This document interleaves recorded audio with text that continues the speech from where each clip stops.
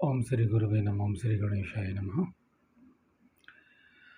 आज के प्रसंग में देवी देवता, पशु पक्षी, वनस्पतियाँ, फल फूलों की उत्पत्ति कैसे हुई, ये वर्णन किया जाएगा। और असली संपूर्ण महाभारत का आज 30वां भाग है।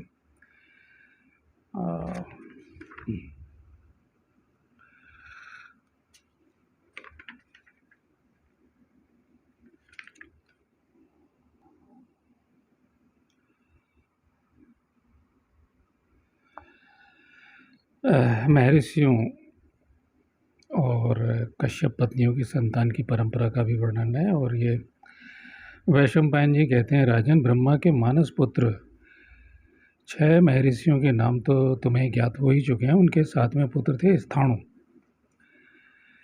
और आप लोगों को पता होगा कि कुरुक्षेत्र, हरियाणा कुरुक्षेत्र में स्थाणुवेश्वर नाम का तीर्थ भी है, जिसके बारे में आगे प्रसंग में बताया जाएगा। आप अगले अंक सुनते रहें, सबका वर्णन आएगा। तो उनके 7वें पुत्र थे स्थाणु। स्थाणु के परम तेजस्वी 11 पुत्र विख्यात हैं। मृगव्याध, सर्प, महायशस्वी निरृति, अजयकपाद, अहिर्बुधन्य, शत्रु संतापन, पिनाकी, दहन, ईश्वर, परम कांतिमान कपाली, स्थाणु और भगवान भव, ये 11 रुद्र माने गए हैं। और ये जो अभी मैं नाम पढ़ूंगा, आप जानते होंगे, विज्ञ जन हैं आप लोग, कि यज्ञ मंडल में और पूजन में भी इनका आवाहन किया जाता है। मरीचि, अंगिरा, त्रिपुलस्त्य, पुलह और क्रतु, ये ब्रह्मा जी के 6 पुत्र बड़े शक्तिशाली महर्षि हैं। अंगिरा के 3 पुत्र हुए जो लोक में सर्वत्र विख्यात हैं। उनके नाम हैं बृहस्पति, उतथ्य और संवर्त। ये तीनों ही उत्तम व्रत धारण करने वाले मनुजेश्वर अत्रि के बहुत से पुत्र सुने जाते हैं। वे सबके सब वेद वेदता सिद्ध और शांत चित्त महर्षि हैं। नरश्रेष्ठ, बुद्धिमान पुलस्त्य मुनि के पुत्र राक्षस, वानर, किन्नर तथा यक्ष हैं।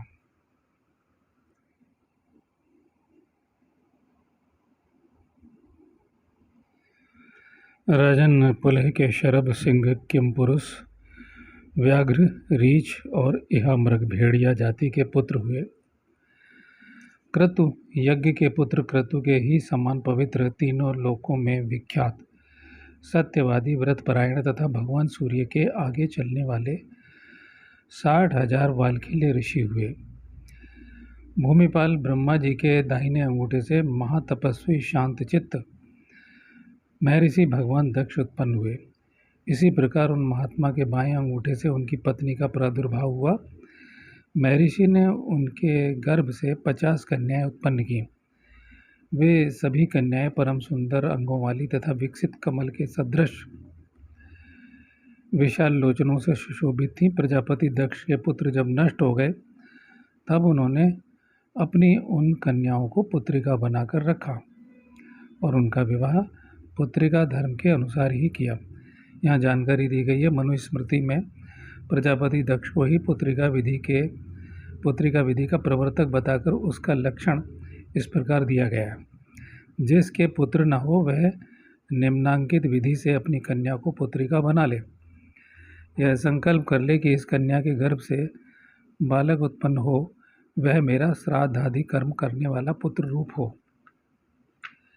तो ये इस तरह से उन्होंने उनसे विवाह किया कि बेटियों से जो पुत्र होगा वो उनका वंश चलाएगा, वो पुत्र ले लिया जाएगा, धारण कर लिया जाएगा, जिसे आज गोद लेना कहते हैं। राजन दक्ष ने 10 कन्याएं धर्म को, 27 कन्याएं चंद्रमा को और 13 कन्याएं महर्षि कश्यप को दिव्य विधि के अनुसार समर्पित कर दी। अब मैं धर्म की पत्नियों के नाम बता रहा हूँ, सुनो। कीर्ति, लक्ष्मी, धृति, मेधा, पुष्टि, श्रद्धा, क्रिया, बुद्धि, लज्जा और मति, ये धर्म की 10 पत्नियां हैं। और आप समझ लें कि कितनी महान बात है। ये शब्दों से ही पता चल रहा है कि क्या हैं उनकी पत्नियां। यानी धर्म, जहाँ धर्म होगा वहाँ उनकी पत्नियां तो अपने आप आ जाएंगी। कौन कौन है, दोबारा पढ़ रहा हूँ। कीर्ति, लक्ष्मी, धृति, मेधा, पुष्टि, श्रद्धा, क्रिया, बुद्धि, लज्जा और मति, ये धर्म की 10 पत्नियां हैं। स्वयंभू ब्रह्मा जी ने इन सबको धर्म का द्वार निश्चित किया है। यानी इन दरवाज़ों से धर्म में प्रवेश किया जा सकता है। हो जाएगा, सकता क्या, हो जाएगा, अर्थात इनके द्वारा धर्म में प्रवेश होता है। वो स्वयं लिख रहे हैं, बता रहे हैं। चंद्रमा की 27 स्त्रियां समस्त लोकों में विख्यात हैं। वे पवित्र व्रत धारण करने वाली सोम पत्नियां काल विभाग का ज्ञापन करने में नियुक्त हैं। काल विभाग का यानी समय चक्र जो बटा हुआ है घटी फल प्राचीन पद्धति से और आज घंटा मिनट सेकंड में, ये दक्ष की पत्नियां उनके कारण, यानी जो दक्ष की पुत्रियां जो कि चंद्रमा को ब्याह दी गई थी। और यानी कि 27 नक्षत्र हैं वो। तो जो ज्योतिष में व्यवहार होते हैं, लोक व्यवहार में, अब आगे लोक व्यवहार का निर्वाह करने के लिए वे सब की सब नक्षत्रवाचक नामों से युक्त हैं। यानी 27 नक्षत्र आकाश में भी और सूक्ष्म जगत में शरीर धारण करके वो चंद्रमा के लोक में रहती हैं। पितामह ब्रह्मा जी के स्तन से उत्पन्न होने के कारण मुनिवर धर्मदेव उनके पुत्र माने गए हैं। प्रजापति दक्ष भी ब्रह्मा जी के ही पुत्र हैं। दक्ष की कन्याओं की गर्भ से धर्म के 8 पुत्र उत्पन्न हुए, जिन्हें वसुगण कहते हैं। अब मैं वसुओं का विस्तार पूर्वक परिचय देता हूँ। धर, ध्रुव, सोम, अनिल और अनल, प्रत्युष और प्रभास, ये 8 वसु कहे गए हैं। और 8वें वसु भीष्म जी थे, जो पांडव कौरवों के पितामह थे, जिन्होंने जन्म लिया था। धर्म और ब्रह्मवेत्ता ध्रुव धूम्रा के पुत्र हैं। चंद्रमा मनस्विनी के और अनिल श्वासा के पुत्र हैं। ये श्वासा यानी श्वास चल रहा है, ये सब सूक्ष्म जगत में देवियां हैं। चंद्रमा मनस्विनी के यानी मन के, चंद्रमा वैसे भी मन का स्वामी होता है। और अनिल श्वासा के पुत्र हैं। अनिल और अनिला, तो अनिला स्त्रीवाचक है, अनिल जो है वो श्वासा के पुत्र हैं। श्वासा देवी हैं। अहरता के और अनल सांडिली के पुत्र हैं। यानी नाम है रता उनकी माता का नाम है, और अनल शांडिली के पुत्र हैं। तथा प्रत्युष और प्रभास, ये दोनों प्रभाता के पुत्र बताए गए हैं। ये जो 8 वसु हैं, इनकी माताओं के नाम कहे गए हैं। तो अलग अलग विभाग करके अहरता के अनल सांडिली के पुत्र हैं, तथा प्रत्युष और प्रभास, ये दोनों प्रभाता के पुत्र हैं। अच्छा, धर के 2 पुत्र हुए। देखिए ऊपर एक एक का कोई कड़ी टूटी नहीं है, बिल्कुल ऐसे कौन किसका बेटा है यहाँ ध्यान रखा गया है बिल्कुल। तो जो सत्य होता है, जैसा होता है, उसको वैसा ही कहा जाता है। और तो ये ऐसा लग रहा है बिल्कुल जैसे कोई रिकॉर्ड हो गई हो घटना। आप इस पर गौर करें। धर के 2 पुत्र हुए, द्रविड़ और होता है व्यय। द्रविड़ और होता है व्यय। सब लोगों को अपना ग्रास बनाने वाले भगवान काल ध्रुव के पुत्र हैं। अब ध्रुव भी ऊपर आ चुका है, आप भूल गए होंगे, फिर से चला के देख लें, ध्यान करेंगे तो सब मिल जाएगा। ये बोला जा चुका है। सोन के मनोहरा नाम की स्त्री के गर्भ से प्रथम तो वर्चा नाम का पुत्र हुआ, जिसे लोग वर्चस्वी अर्थात तेज कांति और पराक्रम से संपन्न वर्चस्वी होते हैं। फिर शिशिर, प्राण तथा रमण नामक पुत्र उत्पन्न हुए। शिशिर ये ऋतु होती है, प्राण हमारे चल रहे हैं, रमण जो प्राणों में रमण करता है तत्व नामक पुत्र उत्पन्न हुए। ये सब साकार हैं और ये सूक्ष्म रूप से सूक्ष्म जगत में विद्यमान है। संपूर्ण भूतों में, संपूर्ण भूत का अर्थ होता है जो जीव है, यानी मनुष्य, जो चैतन्य प्राणी है, पशु पक्षी, और जो वनस्पति हैं, और जो शून्य में जो दिख रहा है वो, और जो इसके परे है, जो हमारी कल्पना के भी परे है, वहाँ ये व्याप्त हैं अदृश्य रूप से और साक्षात भी प्रकट हैं उन लोकों में। तो एह के 4 पुत्र हुए, ज्योति, शम, शांत तथा मुनि। अनिल के पुत्र श्रीमान कुमार स्कंद हुए, जिनका जन्म काल में सरकंडों में वन में निवास था। अब जब आप आओगे आगे कथा पढ़ोगे तो उसमें आएगा कि शिव पार्वती के पुत्र हैं भगवान स्कंद, यानी कि कार्तिकेय। अब ये क्योंकि सूक्ष्म रूप से कहाँ किसके पुत्र हैं और कीर्तिमान वह आत्माएं कहाँ किन के संयोग से आगे जन्म लेंगे ये बताया गया है, लेकिन मूल रूप से ये यहाँ है। शाख और विशाख और नैगमेय। नैगमेय ये 3 कुमार के छोटे भाई हैं। कुमार यानी कि श्रीमान कुमार, जिन्हें स्कंद भगवान कहते हैं। शाख, विशाख और नैगमेय ये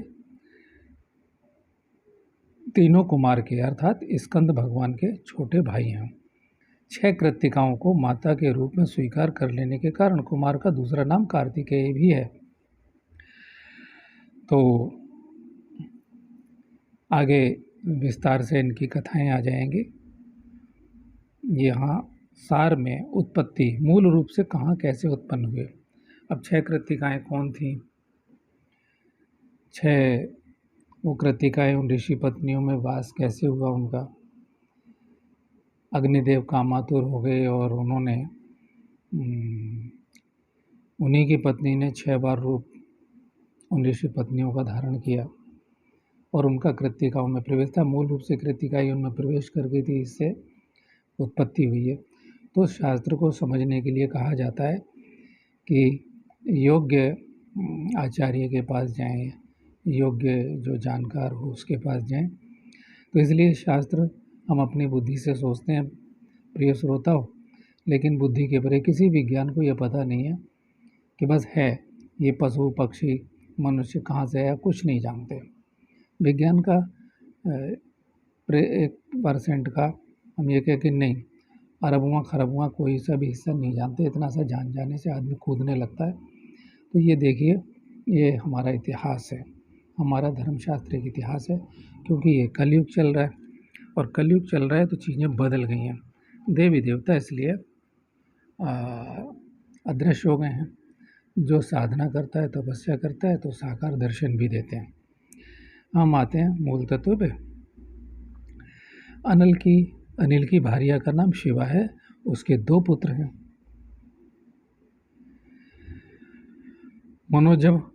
मनोजव तथा अभिज्ञात गति। इस प्रकार अनिला के 2 पुत्र कहे गए हैं। देवल नाम के सुप्रसिद्ध मुनि को प्रत्युष का पुत्र माना जाता है। देवल के भी 2 पुत्र हुए, वे दोनों ही क्षमावान और मनीषी थे। देवल की कथा आगे मिलेगी सुनने को। बृहस्पति की बहन स्त्रियों में श्रेष्ठ तथा ब्रह्मवादिनी थी। वे योग में तत्पर हो संपूर्ण जगत में अनासक्त भाव से विचरती थी। शिल्प कर्म के वे ही वसुओं में 8वें वसु प्रभास की धर्मपत्नी थी। अच्छा, शिल्प कर्म के ब्रह्मा महाभाग विश्वकर्मा शिल्प कर्म के ब्रह्मा यानी कि महाभाग विश्वकर्मा उन्हीं से उत्पन्न हुए हैं। क्या वे सहस्रों शिल्पों के निर्माता तथा देवताओं के बढ़ई कहे जाते हैं। वे सब प्रकार के भूषणों को बनाने वाले और शिल्पियों में श्रेष्ठ हैं। उन्होंने देवताओं के असंख्य दिव्य विमान बनाए हैं। मनुष्य भी महात्मा विश्वकर्मा के शिल्प का आश्रय ले जीवन निर्वाह करते हैं और सदा उन अविनाशी विश्वकर्मा की पूजा करते रहते हैं। अच्छा, किसी किसी के मत से ऊपर नैगमेय शब्द आया है और कि शाख विशाख और नैगमेय ये तीनों भगवान स्कंद यानी कि तीनों कुमार कार्तिकेय के छोटे भाई हैं। तो इसका अर्थ यहाँ दिया गया है, किसी किसी के मत में शाख विशाख और नैगमेय ये तीनों नाम कुमार कार्तिकेय के ही हैं। किन्हीं के मत में कुमार कार्तिकेय के पुत्रों की संज्ञा शाख विशाख और नैगमेय है। कल्प भेद से सभी ठीक हो सकते हैं। इसको यूँ समझना चाहिए कि वे तीनों रूप धारण कर लेते हैं तो अपने ही भाई बन जाते हैं, ये इनका अर्थ है। और अलग अलग गुणों से प्रकट होते हैं, शाख और विशाख और नैगमेय। तो ब्रह्मा जी के दाहिने स्तन को विदीर्ण करके मनुष्य रूप में भगवान धर्म प्रकट हुए। यहाँ विश्वकर्मा जी की पूजा करते रहते हैं मनुष्य।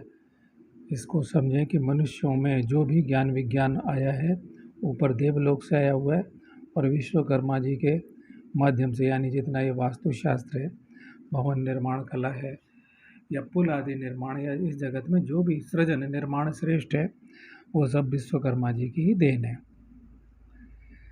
तो ब्रह्मा जी के दाहिने स्तन को विदीर्ण करके मनुष्य रूप में भगवान धर्म प्रकट हुए जो संपूर्ण लोगों को सुख देने वाले हैं। उनके 3 श्रेष्ठ पुत्र हैं। अब उनके भी तीन पुत्र हैं जो संपूर्ण प्राणियों के मन को हर लेते हैं। उनके नाम हैं शम, काम और हर्ष। शम शमन, काम माने कामदेव, सैक और हर्ष जो हमें खुशी होती है। वे अपने तेज से संपूर्ण जगत को धारण करने वाले हैं। काम की पत्नी का नाम है रति, कामदेव की पत्नी का नाम रति है, ये आप सब जानते हैं। शम की भार्या का नाम है प्राप्ति, अर्थात जो इंद्रियों का शमन करता है, वश में करता है, उसकी भार्या का नाम प्राप्ति है, उसे प्राप्ति होती है। और प्राप्ति योग की 8 सिद्धियों में से एक, यानी संसार में ऐसा कुछ दुर्लभ नहीं है जो उसे प्राप्त ना हो सकता हो। ये वही है, वही प्राप्ति नाम की सिद्धि है। शम की भार्या है, उनकी पत्नी है। हर्ष की पत्नी का नाम नंदा है, इन्हीं में संपूर्ण लोग प्रतिष्ठित हैं। अच्छा, नंदा, हर्ष की पत्नी का नाम है नंदा और इन्हीं में संपूर्ण लोग प्रतिष्ठित हैं। ठीक है। मरीचि के पुत्र नंदा, स्पेस है, एक आकाश है नंदा और उसी में संपूर्ण लोग प्रतिष्ठित हैं। एक संतुलन है नंदा, हर्ष की पत्नी, उस हर्ष के कारण संतुलन है। मरीचि के पुत्र कश्यप और कश्यप के संपूर्ण देवता तथा असुर उत्पन्न हुए। नृपश्रेष्ठ, इस प्रकार कश्यप संपूर्ण लोकों के आदि कारण है। त्वष्टा की पुत्री संज्ञा भगवान सूर्य की धर्मपत्नी है, वे परम सौभाग्यवती हैं। उन्होंने अश्वनी घोड़ी का रूप धारण करके अंतरिक्ष में दोनों अश्वनी कुमारों को जन्म दिया। राजन अदिति के इंद्र आदि 12 पुत्र ही हैं। उनमें भगवान विष्णु सबसे छोटे हैं, जिनमें ये संपूर्ण लोकों में प्रतिष्ठित हैं। विष्णु का वैसे भी अर्थ होता है जो विश्व में अणु के रूप से व्याप्त हो। इस प्रकार 8 वसु, 11 रुद्र, 12 आदित्य तथा प्रजापति और वसटकार, ये 33 मुख्य देवता हैं। अब मैं तुम्हें इनके पक्ष और कुल आदि के उल्लेख पूर्वक वंश और गण आदि का परिचय देता हूँ। तो भाई ये 33 कोटि देवता लिखा हुआ है और 33 कोटि देवता जैसे कहते हैं ना 33 करोड़ देवता, तो हिंदी में हम करोड़ की बात करते हैं और संस्कृत मूल शब्द है 33 कोटि देवता हैं। और अब फेसबुक पर, इंटरनेट में और भी यूट्यूब पर लोगों ने डाल दिया, लेकिन वो बोलते हैं। यहाँ आगे भी प्रसंग आएगा, ये मैं बता दूं कि ये कहाँ वर्णन है, ये चर्चित कर दिया गया है, जिससे लोगों में मतांतर फैलते हैं। अरे हिंदुओं के तो ये 33 करोड़ देवता हैं।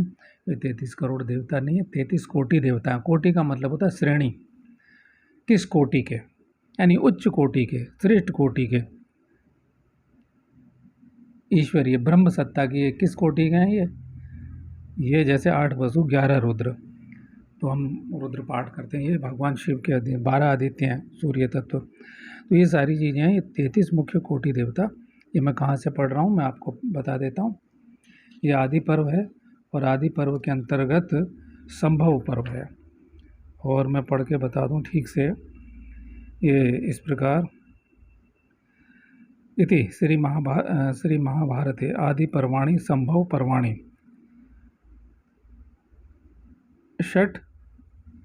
षष्ठितमो अध्याय। ठीक है, तो ये 66वां अध्याय है आदि पर्व के अंतर्गत संभव पर्व में, उसमें ये दिया हुआ है। मुझे लगता है कि आपकी समझ में आ गया होगा कि 33 कोटि देवता। आगे बढ़ते हैं। रुद्रों का एक अलग पक्ष या गण है। साध्य, मरुत तथा वसुओं का भी एक पृथक पृथक गण है। गण यानी उनसे उत्पन्न वह गण जो उनकी सेवा में, उन जैसे होते हैं, उनकी सेवा में स्थित होते हैं। इस प्रकार भार्गव तथा विश्वदेव गणों को भी जानना चाहिए। ये रुद्र गण है, रुद्रों के एक गण है। रुद्रों का एक अलग पक्ष या गण है, जिनमें कहते हैं, हम यज्ञ में बोलते हैं ना, सिद्ध साध्य मरुद भार्गव च विश्वदेव गणेभ्यो नमः। तो ये वो है। विनीतानंदन गरुड़, बलवान अरुण तथा भगवान बृहस्पति की गणना आदित्यों में ही की जाती है।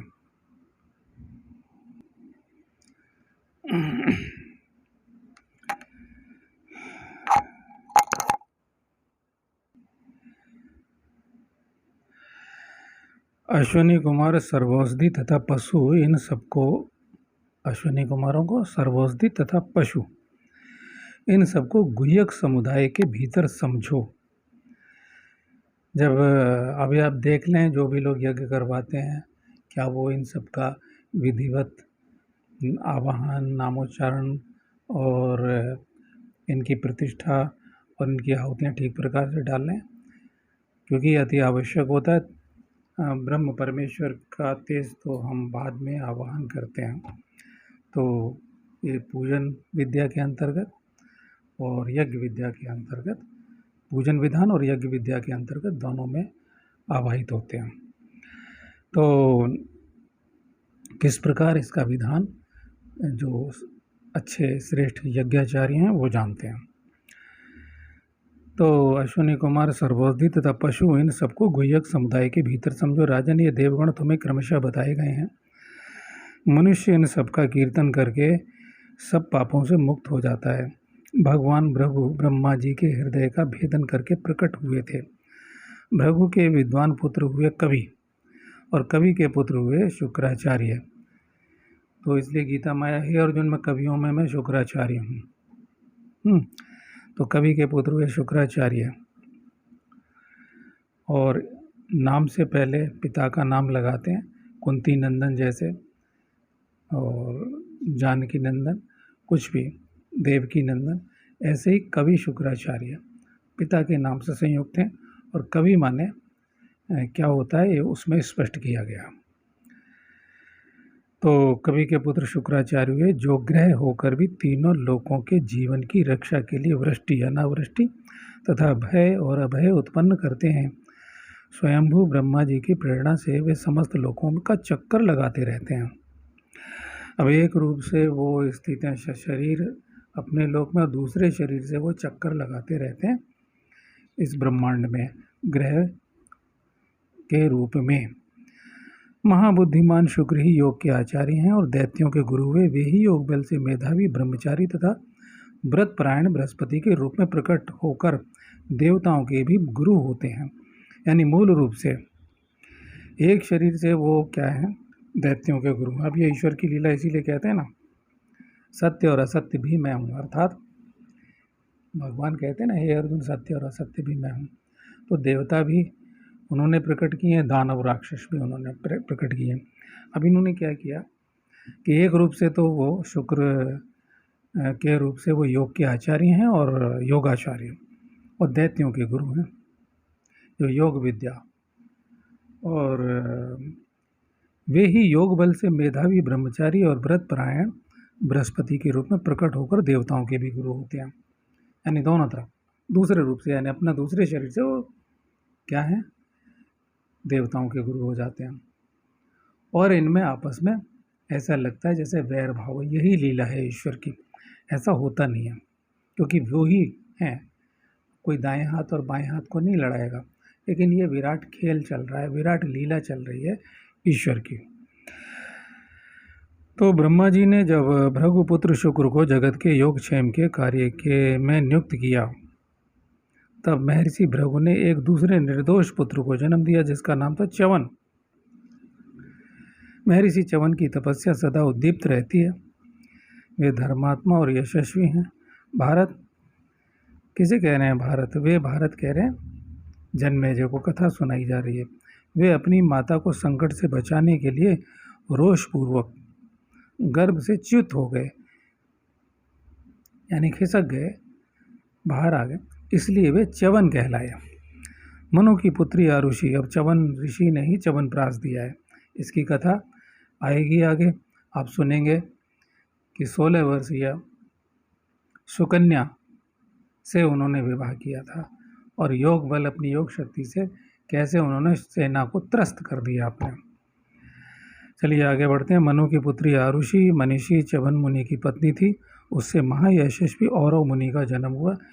वे अपनी माता की उर्वजांग फाड़ कर प्रकट हुए थे, इसलिए औरव कहलाए। तो वे महान तेजस्वी और तपस्वी और अत्यंत शक्तिशाली थे। अब इन सब चीज़ों पर संदेह करना कि ये तो, क्योंकि हमने दिख नहीं रहा, आज भी ऐसे ऋषि मुनि के वंश की परंपरा को आगे बढ़ाने वाले हैं। मेरा जो दूसरा चैनल है जिसमें मैंने मंत्र शक्ति प्रयोग किया हुआ है, आप अगर YouTube पर डालेंगे मंत्र प्रयोग से पहले पंडित घनश्याम वत्स, तो आपको मेरा चैनल मिलेगा। उसमें प्रयोग दिखाया है, और मैं ये नहीं कह रहा उस प्रयोग से मैं विशेष हो जाता हूँ। कोई भी व्यक्ति उस प्रयोग को कर सकता है जिसके गुरु ने उसे मंत्र विद्या की शिक्षा दी हो। एक छोटा सा प्रयोग है वो। खैर, तो मैं जिनके नाम लेता हूँ उनमें महान लोगों के अभी सन 52 तक रहे हैं वो लोग, बड़े योग शक्ति संपन्न 10-12 लोगों के मैं नाम लेता हूँ। आप उसमें जाएंगे, पढ़ेंगे, ज़्यादा नहीं, 28-29 वीडियो हैं, तो आप देखेंगे, उनमें पढ़ेंगे। तो इस शास्त्र को हमें समझना चाहिए कि ये सब उस समय में योग शक्ति इतनी प्रकट थी, और इसी तरह से ऐसा हुआ।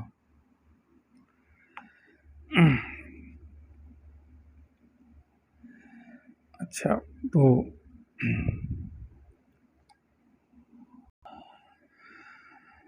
हाँ, तो औरव के विषय में कह चुके हैं, इसलिए वो औरव कहलाए। और वे महान तेजस्वी और अत्यंत शक्तिशाली थे। बचपन में ही अनेक सद्गुण उनकी शोभा बढ़ाने लगे। औरव के पुत्र ऋचिक थे और ऋचिक के पुत्र जमदग्नि हुए। महात्मा ऋचिक की कहानी आप पढ़ेंगे, कैसे उन्होंने राजा को कोड़े लगाए, कैसे कैसे किया, रानी को बैलों की जगह जोड़ा।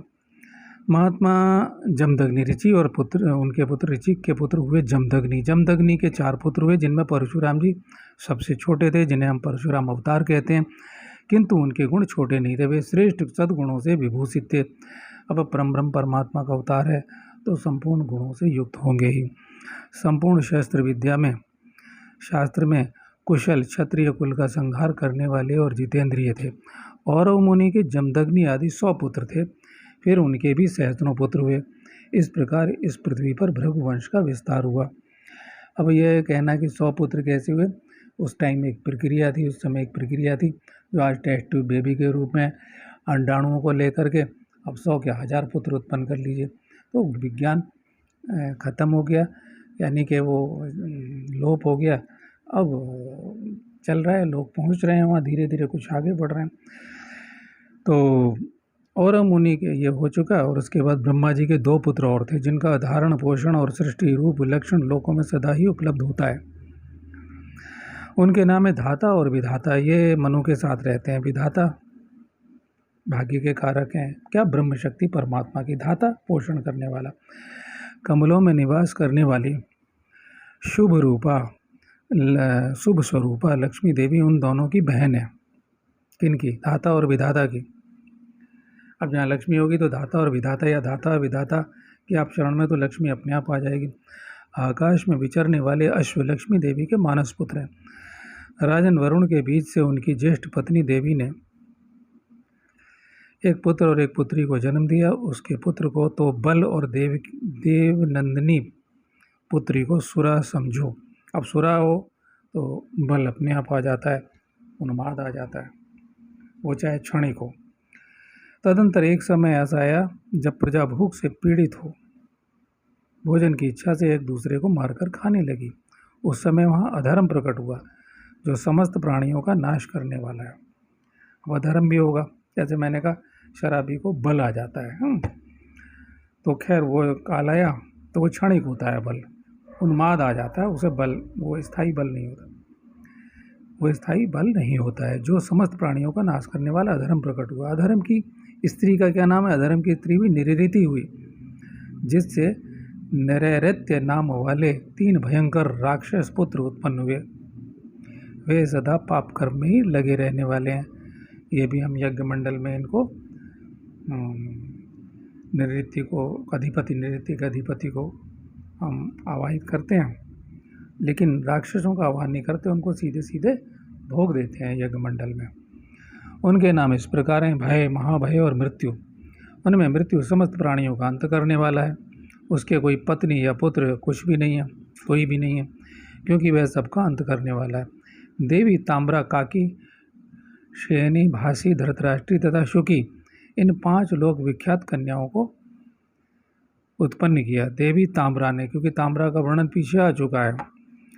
तो उनके क्या हुआ? ताम्रा ने काकी, शयनी, भासी, धृतराष्ट्री तथा शुकी, शुक को तोते कहते हैं, शुकी, इन 5 लोक विख्यात कन्याओं को जन्म दिया। जनेश्वर ये कन्या उत्पन्न। जनेश्वर काकी ने उल्लुओं को और शयनी ने बीजों को जन्म दिया। बीज,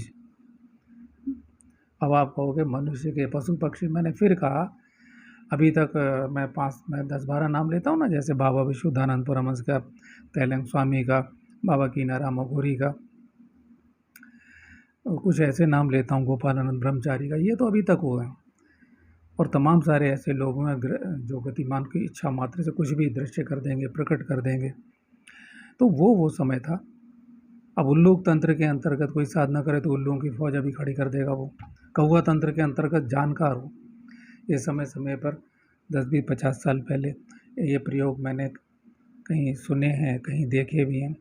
तो कहाँ से आते हैं, कहाँ लोप हो जाते हैं, तो ये उस समय के लिए साधारण बात थी। अब सृष्टि काल है, सृष्टि का आरंभ हो रहा है, तो आप इसे समझें, श्रद्धा भाव से इसे ग्रहण करें। भासी ने मुर्गों को तथा गीधों को उत्पन्न किया। काकी ने उल्लुओं को, शयनी ने बाजों को जन्म दिया, अर्थात अंडाणुओं से। अब वो कैसे इस शून्य के संयोग से उत्पन्न किया, कैसे वो रखा प्रकृति में। आज तो टेस्ट प्रयोगशालाएं, तो वह प्राकृतिक प्रयोगशालाओं में कैसे उन्होंने उत्पन्न किया, ये इस प्रकार से सृष्टि का विस्तार किया। ये और क्योंकि ब्रह्मा जी का वरदान है, सृष्टि इस प्रकार से उत्पन्न हुई। किसी विज्ञान को आज तक तो पता चला नहीं सृष्टि कैसे उत्पन्न हुई, मनुष्य कैसे आया, पशु पक्षी कैसे उत्पन्न हुए। केवल शास्त्र ही प्रमाण है कि ये इस प्रकार हुआ। तो संपूर्ण मैं आगे बढ़ता हूँ। क्रोधवशा ने 9 प्रकार के क्रोध जनित, अच्छा पीछे रह गया, गीधों को उत्पन्न किया। कल्याणमयी धृतराष्ट्री ने, अब एक एक का वर्णन है। मैंने बताया ताम्रा ने काकी, शयनी, भासी, धृतराष्ट्रीय, शुकी, इन 5 लोक विख्यात कन्याओं को उत्पन्न किया। जनेश्वर काकी ने उल्लुओं को, शयनी ने बाजों को जन्म दिया, भासी ने मुर्गों को। अब ये 3 देवियों से। और धृतराष्ट्रीय और शुकी का वर्णन है। उन्होंने क्या किया? कल्याणमयी धृतराष्ट्री ने सब प्रकार के हंसों को, कल हंसों को तथा चक्रवाकों को जन्म दिया। जो जल में विहार करते हैं। कल्याणमय गुणों से संपन्न तथा समस्त शुभ लक्षणों से युक्त यशस्विनी शुकी ने उसका नाम, देवी का नाम क्या था? शुकी। शुकी ने शुकों को, तोतों को ही उत्पन्न कर दिया। क्रोधवशा ने 9 प्रकार के क्रोध जनित, अब उसका नाम था क्रोधवशा, जो देवी ताम्रा से उत्पन्न हुई कन्याएं थीं। अब क्रोधवशा ने 9 प्रकार के क्रोध जनित कन्याओं को जन्म दिया। उनके नाम है मृगी, मृगमंदा, हरि, भद्रमना, मातंगी, शार्दूली, श्वेता, शुरभि तथा संपूर्ण शुभ लक्षणों से संपन्न सुंदरी सुरसा। नृपश्रेष्ठ समस्त मृगी की संतानें हैं। जितने मृग हैं संसार में, मृगी है ना, ऊपर आ गया कि शुकी और मृगी, तो जितने मृग हैं संसार में वो मृगी की संतानें हैं। परंतु मृग मंदा से रीछ तथा सूवर छोटी जाति, सूमर, अच्छा, रीछ तथा सूमर छोटी जाति के मृग यानी हिरण उत्पन्न हुए। भद्रमना से ऐरावत हाथी को अपने पुत्र रूप में उत्पन्न किया। देवताओं का हाथी महान गजराज ऐरावत भद्रमना का ही पुत्र है। अब क्योंकि वो समुद्र से निकला है, ऐसी कथा है, लेकिन वो समुद्र में डाला किसने, समुद्र में छुपा कैसे, तो ये बड़ी सारी हैं। समुद्र में सांस कैसे लेगा, ये बहुत सारी चीज़ें, ये तर्क वितर्क की बात नहीं है। अब पतंजलि क्या कहते हैं कि ये सांस लेना भी, आप योग में जाइए तो योगी का तो सांस हमेशा के लिए बंद हो जाता है। असली योगी का, जो योग की उच्च अवस्था में पहुंचता है, बाहर से सांस नहीं लेता। तो ये सब देवताएं हैं। तो आगे बढ़ते हैं। भद्रमना ने, ये हम बोल चुके हैं, देवताओं का हाथी महान गजराज ऐरावत भद्रमना का ही पुत्र है। राजन तुम्हारा कल्याण हो। कौन कह रहे हैं? वैशंपायन जी कथा सुना रहे हैं। किसको सुना रहे हैं? जन्मेजय को कहते हैं राजन तुम्हारा कल्याण हो। वेगवान घोड़े हो तथा और वानर हरि के पुत्र हैं। गाय के समान पूंछ वाले लंगूरों को भी हरि का ही पुत्र बताया जाता है। शार्दूली ने सिंहों को, क्योंकि ऊपर आ गया है शार्दूली, ये जो बहनें हैं सबका वर्णन आ चुका है, तो मेरे श्रोताओं यदि भूल गए हों तो मैं बीच बीच में याद दिला रहा हूँ। शार्दूली का वर्णन पीछे आ चुका है। शार्दूली ने सिंहों को, अनेक प्रकार के बाघों को और महान बलशाली सभी प्रकार के चीतों को भी जन्म दिया। चीते जिन पे चित्तियाँ पड़ी हुई होती हैं ना, इसमें संशय नहीं है। नरेश्वर मातंगी ने मतवाले हाथियों को संतान के रूप में उत्पन्न किया। श्वेता ने शीघ्रगामी दिग्गज श्वेत को जन्म दिया। श्वेता ने शीघ्रगामी दिग्गज श्वेत को जन्म दिया। राजन तुम्हारा भला हो। सुरभि ने 2 कन्याओं को उत्पन्न किया। उनमें से एक का नाम था रोहिणी और दूसरी का गंधर्वी। गंधर्वी बड़ी यशस्विनी थी। भारत तत्पश्चात रोहिणी ने विमला और अनला नाम की 2 कन्याएं उत्पन्न की। रोहिणी से गाय बैल और गंधर्वी से घोड़े ही पुत्र के रूप में उत्पन्न हुए। अनला ने 7 प्रकार के वृक्षों को उत्पन्न किया, जिनमें पिंडाकार फल लगते हैं। अब आप समझते रहिए कि पिंडाकार कौन से फल होते हैं। अनला के शुकी नाम की एक कन्या भी हुई। कंक पक्षी सुरसा का ही पुत्र है। अरुण की पत्नी शेनी 2 महाबली और पराक्रमी। अरुण की पत्नी, अरुण कौन? जो सूर्य का सारथी है। अरुण की पत्नी शेनी 2 महाबली और अरुण की पत्नी शेनी ने 2 महाबली और पराक्रमी पुत्र उत्पन्न किए। एक का नाम था संपाति और दूसरे का नाम जटायु। और सुधी श्रोतागण मेरे, आप लोग जानते हैं इनका वर्णन रामायण में आया है। जटायु का नाम बड़ा प्रसिद्ध है और संपाति का भी। ठीक है, दोनों भाइयों का एक बार बहस लगी, कैसे पंख चल गए, सारी कथा है वो। तो जटायु बड़ा शक्तिशाली था। सुरसा और कद्रु ने नाग एवं पन्नग जाति के पुत्रों को उत्पन्न किया। विनीता के ही 2 पुत्र हैं, विख्यात हैं गरुड़ और अरुण, जिनकी विस्तार से पीछे कथा कही गई है। सुरसा ने 101 सिर वाले सर्पों को जन्म दिया था। सुरसा से 3 कमल नयनी कन्याएं उत्पन्न हुई, जो वनस्पतियों, वृक्षों, और लता गुल्मों की जननी हुई। यानी जितनी ये लता हैं, आप जानते हैं, बेलें जितनी हैं, हाँ, जैसे बुखार में जिसको डालते हैं, अमृता भी कहते हैं, गिलोय कहते हैं आप लोग, इस प्रकार की बहुत सारी लताएं हैं। लाखों लताएं हैं, करोड़ों हो सकती हैं, पता नहीं है उनका। तो जो वनस्पतियां इस पृथ्वी पर हैं, वृक्ष और लता गुल्मों की जननी, उनका नाम इस प्रकार है: अनला, रूहा और विरुधा। जो वृक्ष बिना फूल के ही फल ग्रहण करते हैं।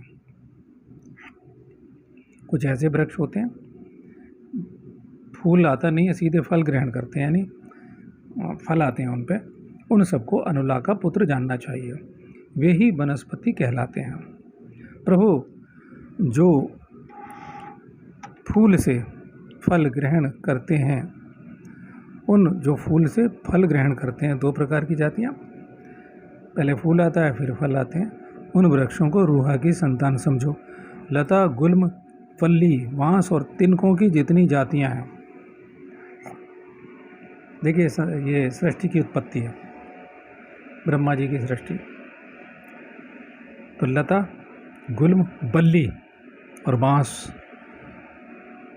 बल्ली बहुत मोटी वाली जो बल्लियाँ होती, बेल जैसे होती, बेलें बहुत मोटी हो जाती हैं, बल्ली। बांस और तिनकों की जितनी जातियाँ हैं, उन सब की उत्पत्ति विरुधा से हुई। यहाँ वंश का वर्णन समाप्त होता है। बुद्धिमानों में श्रेष्ठ राजा जन्मेजय, इस प्रकार मैंने संपूर्ण महाभूतों की उत्पत्ति का भली भांति वर्णन किया है, जिसे अच्छी तरह सुनकर मनुष्य समस्त पापों से पूर्णतः मुक्त हो जाता है और सर्वज्ञ तथा उत्तम गति को प्राप्त कर लेता है। ओम तत्सत। आज के लिए इतना ही।